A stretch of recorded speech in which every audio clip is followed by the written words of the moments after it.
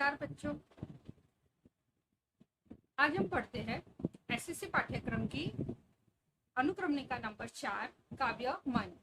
मन आपको एक पूरक पठन काव्य है। इस कविता के कवि विकास परिहार है।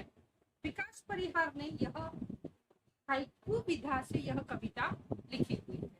हाइकू विधा वैसे तो जापान की एक विधा है, पर यह पूरे विश्व में प्रसिद्ध है। विश्व की सबसे छोटी कविताओं में इसका स्थान प्राप्त है। इस कविता में 3 पंक्तियां होती है और 3 पंक्तियों को जोड़कर पूर्ण कविता बनाई जाती है। 3 पंक्तियों को जोड़कर, और यह अर्थ में बहुत डीप मीनिंग होती है, जिसका अर्थ बहुत गूढ़ होता है। अब हम पहले यह कविता का पठन करेंगे। घना अंधेरा, चमकता प्रकाश और अधिक, करते जाओ पाने की मत सोचो जीवन सारा। जीवन नैया मझधार में डोले संभाले कौन, रंग बिरंगे रंग संग लेकर आया फागुन। कांटों के बीच खिलखिलाता फूल देता प्रेरणा, भीतरी उठा आंखों के द्वार से आई बाहर। खारे जल से घुल गए विषाद मन पावन, मृत्यु को जीना जीवन विष पीना है जिजीविषा। मन की पीड़ा छाई बन बादल बरसी आंखें, चलती साथ पटरियां रेल की फिर भी मौन। सितारे छिपे बादलों की ओट में सूना आकाश, तुमने दिए जिन गीतों को स्वर हुए अमर। सागर में भी रहकर मछली प्यासी ही रही। पठन हो गया। अभी हम कविता का अर्थ विघटन करेंगे, अर्थ समझेंगे। हर शब्द के साथ, हर स्टांजा के साथ मैं पढ़ती जाऊंगी और उसका अर्थ आपको बताती जाऊंगी। फिर से, घना अंधेरा, चमकता प्रकाश और अधिक। शब्दों का अर्थ आपको समझा। घना अंधेरा, जब अंधेरा बड़ा घना है, जब प्रकाश नहीं होता उस समय अंधेरा होता है। अंधेरा पूछने पर आप कहेंगे डार्कनेस। जहाँ बिल्कुल प्रकाश नहीं है वहां अंधेरा बहुत घना होता है।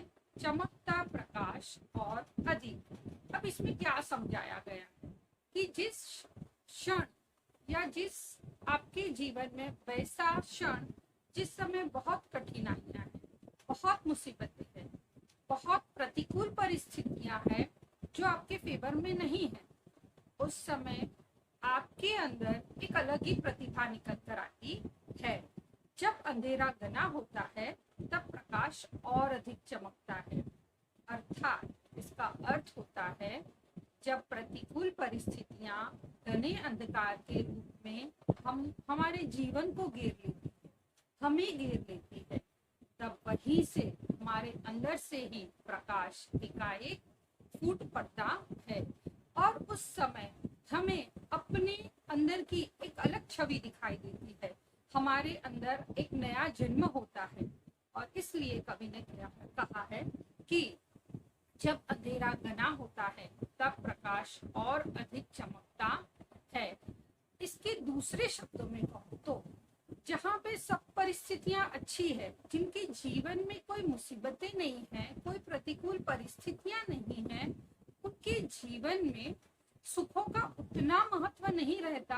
जिसने बहुत दुख देखा है और उसे जीवन में सुख का महत्व समझ में आता है। आगे पढ़ते हैं दूसरा स्टांजा। करते जाओ पाने की मत सोचो जीवन सारा। करते जाओ, क्या करते जाओ? मनुष्य जन्म हमें कर्म करने के लिए मिला है। बैठे बैठे खाते रहना तो मनुष्य जीवन का अर्थ नहीं है, या सिर्फ अपने माता पिता पर बोझ बने रहना अपना जीवन का उद्देश्य नहीं है। करते जाओ पाने की मत सोचो। दूसरा, श्री कृष्ण के शब्दों में, गीता में श्री कृष्ण ने कहा है कर्मण्येवाधिकारस्ते मा फलेषु कदाचन। कर्म कर फल की आशा मत रख। कर्म करते जा, जो कर्म किया है उसका फल तो मिलना ही मिलना है। करेले का बीज बोएंगे तो फल करेले का ही मिलेगा। और जैसे मीठा फल आम का बीज बोया है तो उसके जो वृक्ष उगेंगे उससे आम के ही फल मिलेंगे। यानी कि जो कर्म किया है उसका फल तो जरूर मिलेगा। अच्छे कर्मों का फल अच्छा मिलता है, बुरे कर्मों का फल बुरा मिलता है। और मनुष्य जन्म कर्म करने के लिए मिला है। हमें कर्म करना है, फल की आशा नहीं रखनी। करते जाओ, पाने की मत सोचो, जीवन सारा। हमें कर्म करना है जीवन सारा। क्या पाना है, क्या मिलना है, वो तो हमें कर्मों के अनुसार फल मिलना ही है। इसके बारे में हमें सोचकर अपनी एनर्जी व्यर्थ नहीं करनी है। आगे पढ़ेंगे थर्ड स्टैंजा। जीवन नैया मझधार में डोले, संभाले कौन। जीवन नैया, नैया यानी नाव। जीवन नैया, नाव रूपी जीवन समंदर में मझधार में डोल रहा है। यानी कि कुछ समझ नहीं आ रहा कि जीवन क्या हो रहा है। जीवन में ऐसी स्थिति आई है कि आप बहुत कंफ्यूज हो, क्या किया जाए, कौन संभालेगा। उस समय हमें लगता है कि कोई हमारी मदद के लिए आए, कोई मुझे बचा ले। जीवन नैया मझधार में डोले, संभाले कौन। कौन करके कवि ने हमें क्वेश्चन मार्क दिया है। कौन संभालेगा? कि आपका कोई दोस्त आएगा, माता पिता आएंगे, परिवारजन आएंगे। जब कोई भी नहीं है, ऐसी परिस्थिति है, कभी कभी हो सकती है जीवन में ऐसी परिस्थिति जब हमें संभालने वाला कोई नहीं है, उस समय हमें खुद की मदद के लिए आना है। स्वयं को स्वयं की मदद करनी है। जब कोई भी नहीं मदद करता, उस समय स्वयं को स्वयं की मदद करनी है। स्टैंडा 4। रंग बिरंगे रंग संग लेकर आया फागुन।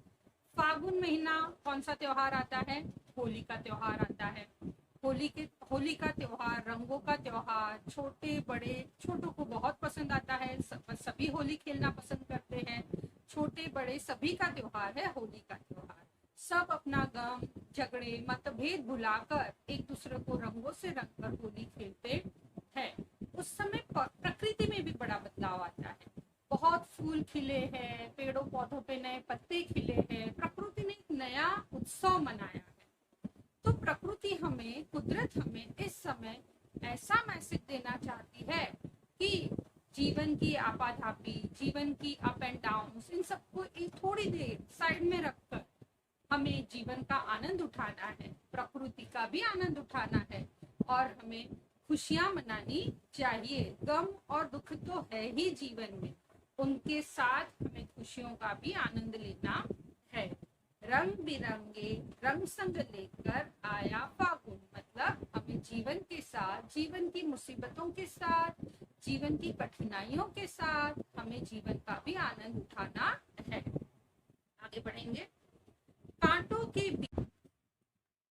कांटों के बीच खिलखिलाता फूल देता प्रेरणा। गुलाब का सुंदर फूल, जिसे फूलों का राजा कहा है, वह कहाँ उगता है?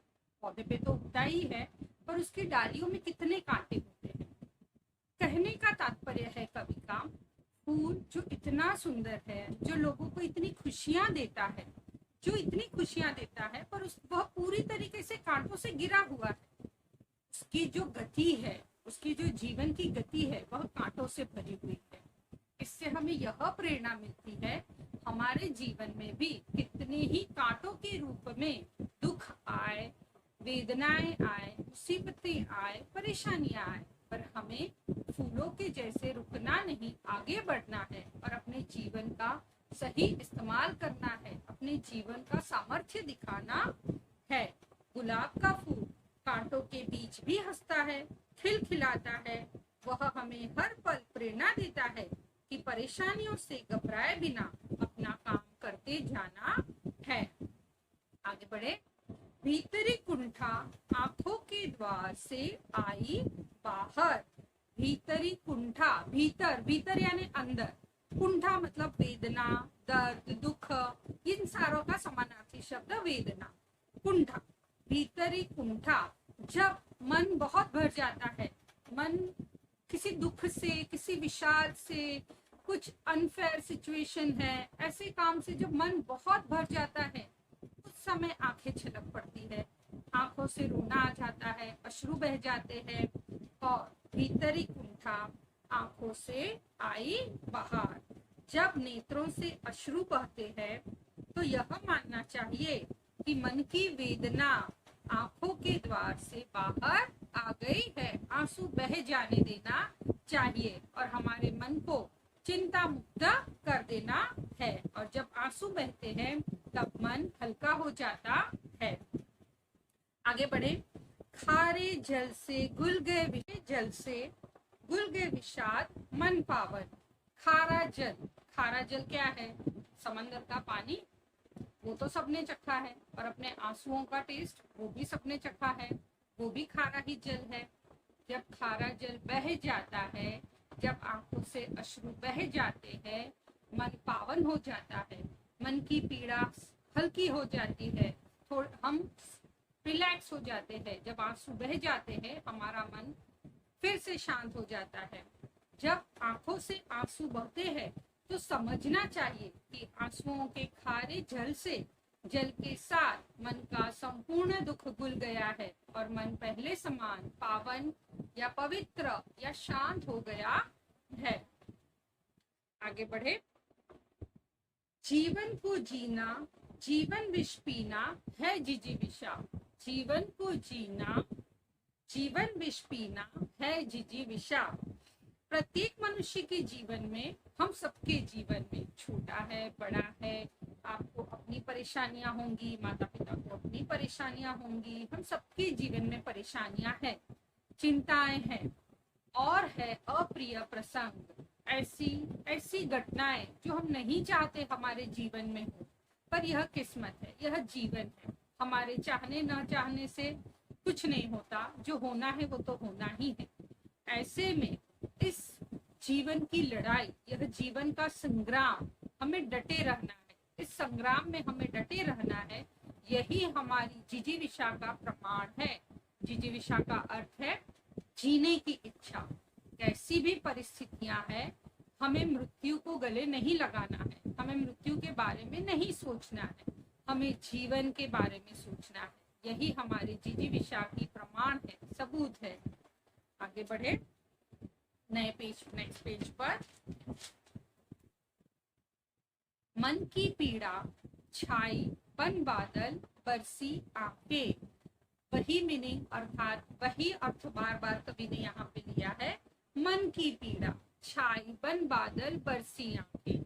बादलों का पानी जब बरसता है, आपने वो बादल देखे होंगे, बरसते बादल जो नीले नहीं लगते, जो सफेद नहीं होते, उनका कौन सा रंग होता है? ग्रे या काले रंग के बादल होते हैं, जो पानी से भरे होते हैं, जिनके अंदर बारिश का पानी होता है। और जब वो बरसते हैं तब वह भी शांत हो जाते हैं। उसी प्रकार हमारा मन पीड़ा से भरा है और जब वो अश्रु रूपी बादलों से बरस पड़ता है तब वह भी शांत हो जाता है। जब आकाश में बादल बहुत घने होते हैं तभी वर्षा होती है। उसी प्रकार जब मन की पीड़ा बहुत गहरी हो जाती है, मन की वेदना बहुत तकलीफ देती है, तो वह बादल बनकर आंसुओं से हमारे आंखों से बह जाती है और हमारा मन फिर से शांत हो जाता है। आगे बढ़े। चलती साथ पटरियां रेल की फिर भी मौन। चलती साथ पटरियां रेल की फिर भी मौन। आपने ट्रेन की मुसाफरी सबने की होगी, आपने रेलवे लाइन भी सबने देखी है। पटरियां एक साथ चलती है और जब उसका डेस्टिनेशन होता है, ट्रेन को उसे, रेलगाड़ी को उसे अपने डेस्टिनेशन पे पहुंचाती है। वह जीवन भर एक साथ चलती है। कोई आगे है, कोई पीछे है, पर वो एक साथ रहती है, कभी आगे या पीछे का अहंकार नहीं करती। रेल की पटरियां अनंत काल, सदियों तक एक ही साथ चल रही है, परंतु सदा मौन, चुप रहती है, एक दूसरे से कभी बात नहीं करती। सुख या दुख हो, वह हमेशा जीवन में एक साथ रहती है। आगे बढ़े। सितारे छिपे बादलों की ओट में सूना आकाश। आकाश की सुंदरता, रात्रि के आकाश की सुंदरता किसमें है? रात को आकाश जब हम देखते हैं, हमें तारे देखना बहुत अच्छा लगता है, हमें चांद देखना अच्छा लगता है। वही तो है आकाश की सुंदरता। और जब बादल उस पर छा जाते हैं तो तारे ढक जाते हैं, तब आकाश सूना सूना लगता है। आकाश देखना उतना सुंदर नहीं लगता जो तारों से भरा हुआ आकाश सुंदर लगता है। अर्थात कवि इससे कहना चाहते हैं, हमारे जीवन में कुछ ऐसे लोग होते हैं जो हमारे वेल विशर्स है, हमारे माता पिता हो सकते हैं, हमारे दोस्त हो सकते हैं, हमारे गुरुजन, हमारे शिक्षक हो सकते हैं, जो हमारे जीवन में तारों के समान है, जिनका हमारे जीवन में रहना हमारी सुंदरता बढ़ाना है, हमारा व्यक्तित्व का विकास करना है। हमें कभी उन्हें खोना चाहिए नहीं। अगर वो हमारे जीवन से खो जाए तो जैसे आकाश सूना हो जाता है, हमारा जीवन भी सूना हो जाएगा।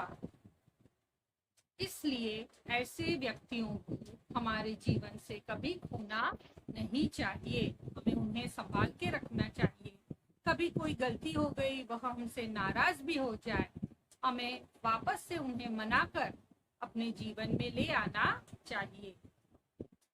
तुमने दिए जिन गीतों को स्वर हुए अमर, तुमने दिए जिन गीतों को स्वर हुए अमर। कवि और लेखकों के अंदर एक अलग सामर्थ्य है, एक अलग ताकत होती है। वह जो कविता लिख दे, वह जो कहानी लिख दे, वो सदियों के लिए अमर हो जाते हैं। वह जिन गीतों को स्वर देता है, कवि जिन गीतों को स्वर देता है, वे अमर हो जाते हैं। इसी प्रकार कवि अपनी रचनाओं के द्वारा समाज में परिवर्तन ला सकता है। आगे लास्ट स्टांजा, सागर में भी रहकर मछली प्यासी ही रही। क्या अर्थ हुआ? मछली का जन्म पानी में हुआ है, समंदर के पानी में, समंदर की मछली की बात की है। सागर में रहने वाली मछली जो खारे पानी में रहती है, और पीने के लिए हम खारा पानी नहीं पीते, हम मीठा पानी पीते हैं। सागर में मछली रहती है, पर कभी कहते हैं जीवन भर प्यासी रही। क्या मतलब हुआ उस बात का? पानी बहुत सारा है सागर के पास, अपार पानी की राशि है, जल राशि है उसके पास, पर वह पीने लायक नहीं है क्योंकि वह खारा है। कवि कहना चाहते हैं, जिस मनुष्य के पास बहुत धन है, बहुत पैसा है, बहुत संपत्ति है, पर जरूरत पड़ने पर वह अपने किसी मित्र, अपने किसी भाई, अपने किसी परिवार को उस धन से मदद नहीं कर पाता, तो उसका जो वो धन है वो समंदर के, सागर के खारे पानी के समान है। उसके पास अपार धनराशि है, पर वो खारे पानी जैसी है, उससे वह किसी की मदद करके उसकी प्यास बुझा सकता नहीं है। इसलिए कवि ने कहा है, सागर में भी रहकर मछली प्यासी ही रही। आशा करती हूँ आपको यह पोयम, आपको अच्छे से इसका अर्थ समझा होगा। अगर नहीं समझा तो आप कमेंट में लिखिए, मैं आपको फिर से उसका अर्थ बताऊंगी, और इसका क्या होमवर्क करना है, गृह कार्य करना है, वो आपको आगे बताया जाएगा। Thank you.